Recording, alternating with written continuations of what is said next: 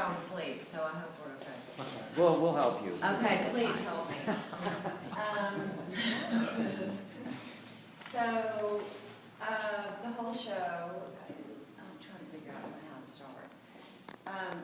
Here's what I think I'm going to do. I'm going to kind of move through the work and talk about my kind of decisions about the pieces and why I chose them, and then I can talk about it kind of in a more broad sense. How does that sound? Reasonable? Good. Yeah.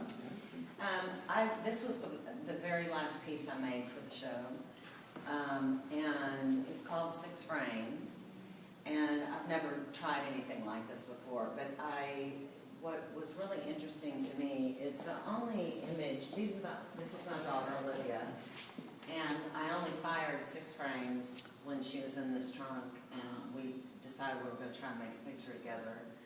And the only one that I'd ever printed was this one. But every time I would pull the contact sheet, there were some other things on the contact sheet, but every time I would pull it, I was just always intrigued by the fact that I only fired 6 frames, that they were all interesting, that she's such a wonderful muse, truly, and she's amazing with the camera, and it just, those 6 frames together showed how she moved, when I fired, and that there were only 6 fired, and that they all kind of had their own strengths, and that is, to me, showing them together speaks to, you know, our relationship working together with the camera and me shooting with her. She's amazing. And I also had never cropped from the square anything for this, and so I liked the idea of you kind of seeing that process and of she and I together, and the idea of it being like a film strip or a contact sheet. So 6 frames. This is when it gets really fun for me, and I'd never done installation work until New Orleans, and when I was finished building the New Orleans show and I couldn't leave for a few days, that's when I started really working on a piece that inspired this one that was similar. It's called Road Hard and Road Wet, and I pull prints. You know, I keep a lot of prints that don't quite make the cut. You know, they fall just a little short of being the final print, and so I have hundreds of them. And so I've started really loving the idea of pulling, you know, those prints. You spend as much time on the prints that don't make it as you do on the one that does, and to start to find a way to use, you know, those prints that wanted to live as much as the good one. And just piecing them together in ways that are interesting and sort of just visually interesting to me. And I like, you know, when people look at this piece, I like that people touch it and move it around, and, you know, this is fun. This is fun for me. And installation has started to feel like another layer of photography where I can really say something about who I am as an artist, and I think it all kind of speaks to the work as well. So this has only started to happen in the last year, and I'm really excited about it. In my very serious and important art statement on my headless mannequin. Okay, y'all want to move into the piano pile space? So, you know, the show that happened in New Orleans a year ago was called Piano Farm, and I don't know how much, I think we spent time talking about it last night, but, you know, that was a real challenge because in New Orleans it was in this partially restored mansion that was, had no lighting. It was just a very difficult space to do a show, and also a perfect fit for my work and for my aesthetic. Like the tones of the decay of the house are the exact tones that I was working in, you know, the sepia selenium split. And so I really wanted it to work, and I got together with my cabinet maker and we designed these frames.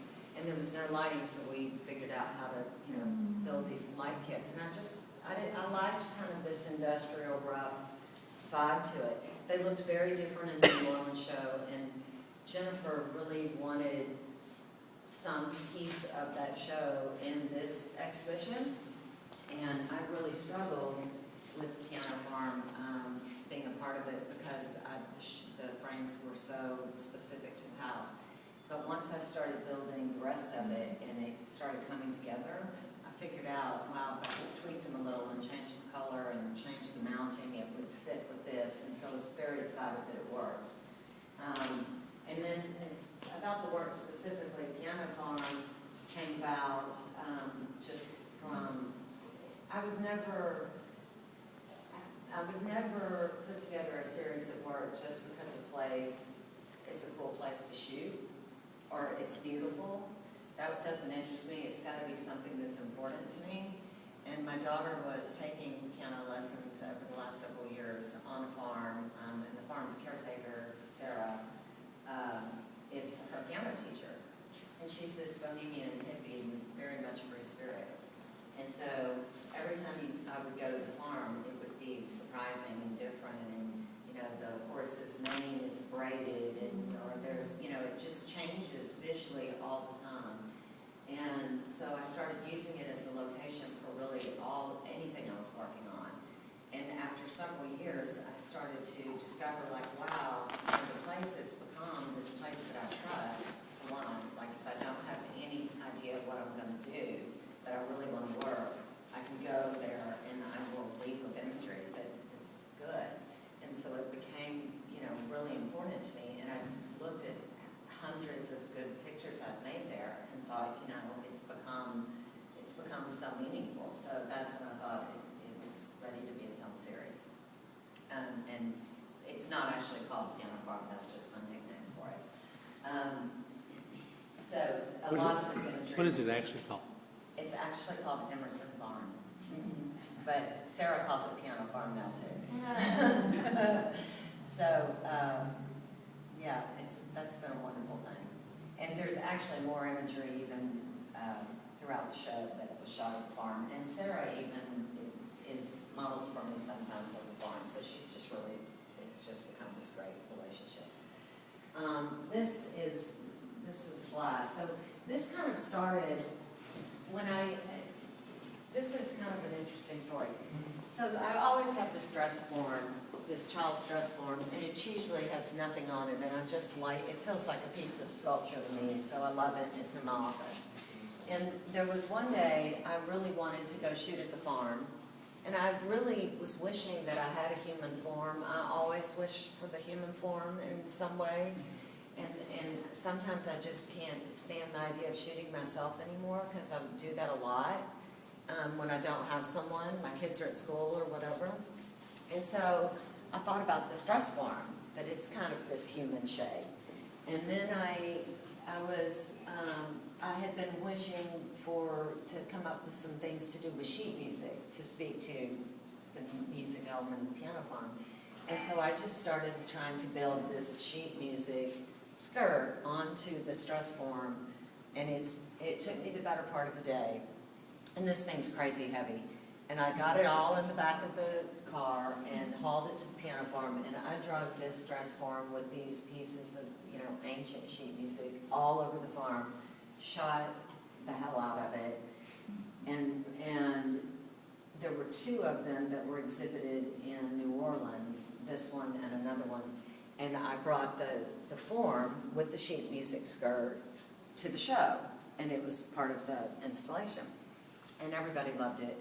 And then I put it back in the cargo van and hauled it back to North Carolina. And so by the time it got to North Carolina, the thing, it was tired. The skirt was tired. And I've had it on a shelf for a year. And when I got ready to work on this show, Jennifer said, you've got to bring the dress form and the sheet music skirt. And I said, well, the sheet music skirt is not in good shape. Like, it's really falling apart. And she said, well, you've got to remake it. And I thought, well, that's boring. Like, I'm not remaking a skirt, and that's how this all started to happen. And this was really fun, and kind of the same concept as the installation piece up front, but just, you know, going just free. So, and it's called Miss Frances, which was my kindergarten teacher.